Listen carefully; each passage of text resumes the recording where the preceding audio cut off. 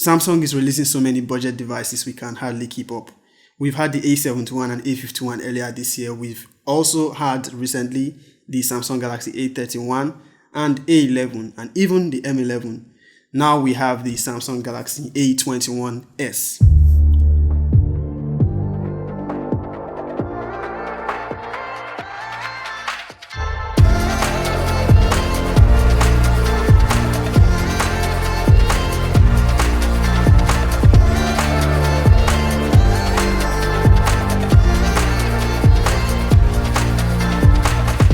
What up guys, Izzy here and welcome to the channel. So I have the A21s.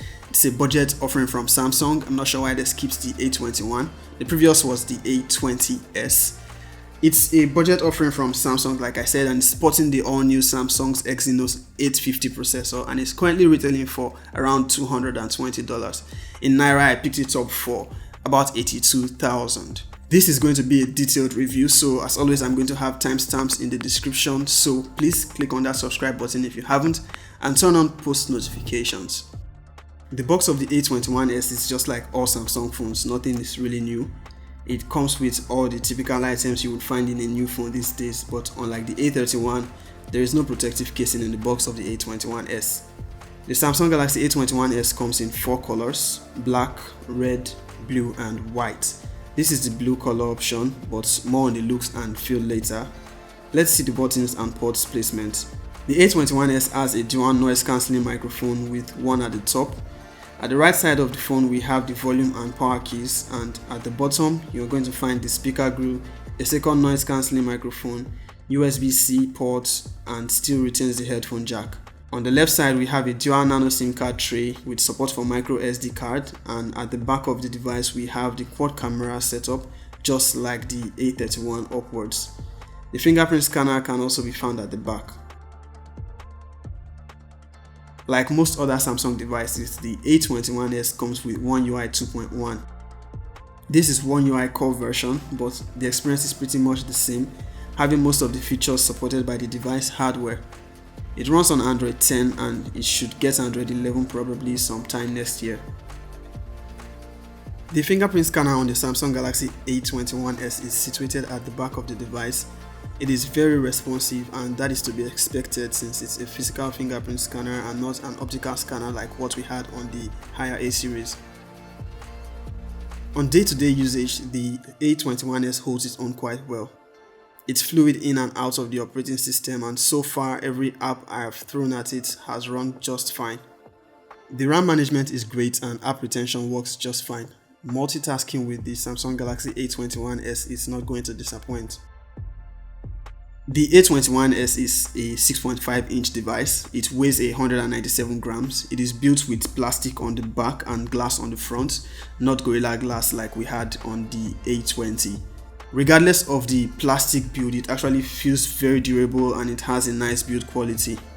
The design on the back is plain and does not have that prism pattern we have on the higher A series devices, but it still has that aura glow that reflects colors when light hits it from different angles. The design language typically follows that of its older brethren, particularly in the camera arrangement. However, unlike those, it has an Infinity O design. You could say this is the midpoint between the higher A series and the lower A series. At peak brightness, the display is suitable enough for outdoor use.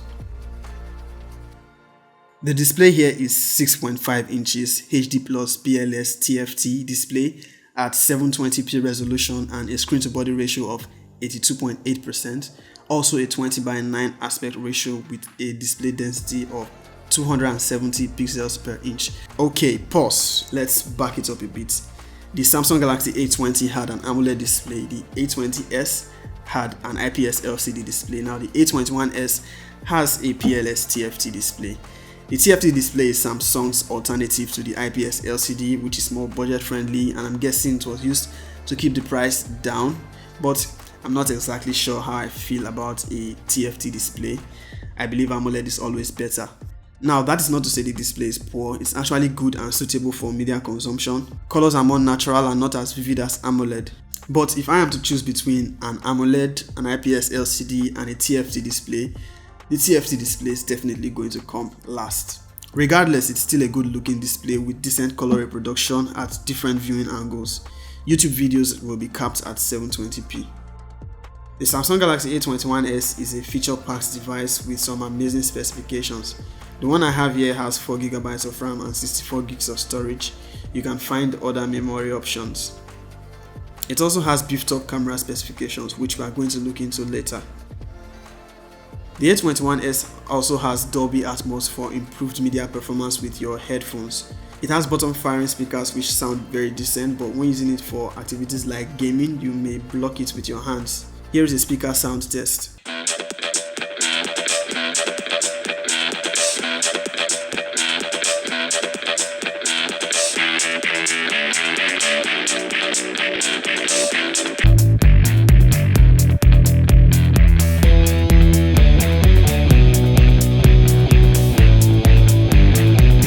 The A21s has a 13MP selfie hole punch camera and quad rear cameras with 48MP main camera, an 8MP ultra wide camera, a 2MP macro camera and a 2MP depth sensor. The camera performance, I must say, is quite impressive. The images look great under the right lighting conditions.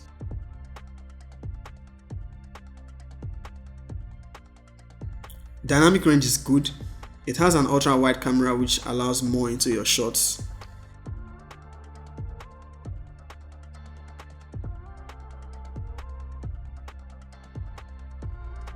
It also has a 48MP mode which allows you to maximize the camera and take more crisp shots and retains a lot of detail even when cropped in. Of course, 48MP means larger file size.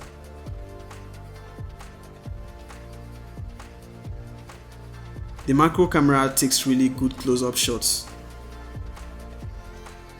Indoor shots are great if timed right.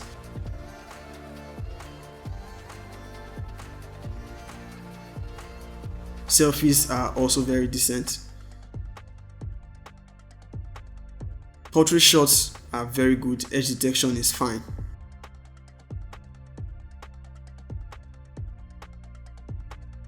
The selfie and rear cameras shoot 1080p videos at 30 frames per second with no form of stabilization.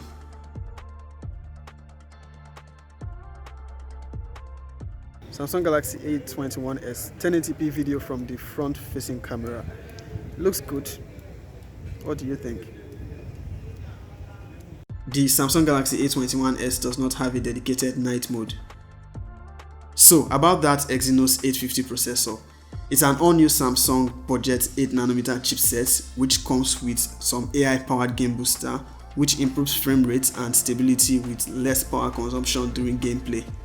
Gaming here is great with impressive graphics. You might still experience some slight frame drops, but nothing of concern. PUBG runs by default on HD settings and high frame rates. The gameplay was smooth for the most part, and you can always take the settings down a bit if you want a much more smooth experience. For those interested in benchmark scores, Geekbench gave a single core score of 184 and a multi-core score of 1126, and Tutu gave 127366. The battery performance on the A21s is very impressive. Its 5000 mAh battery can last you more than a day on a full charge without needing to plug it in. It also comes with a 15 watts fast charger which powers up the device from 0 to 100 within 2 hours of charging. So that is all about the Samsung Galaxy A21s. I've had it for almost a week and I have to say it's a very impressive device performance wise. That Exynos 850 processor is really good and the picture quality from this device is also great. The only real complaint I can have about this device is that display, the use of a TFT display, but that is not a deal breaker for a lot of you. It's just me, I like AMOLED displays. I also think the pricing is great, and should you choose to purchase the Samsung Galaxy A21s, you are going to be getting great value for money. I have reviewed majority of the A-series devices released this year, and I'm going to leave links in the description in case you want to check those out. So that's it guys. Like this video, hit the thumbs up.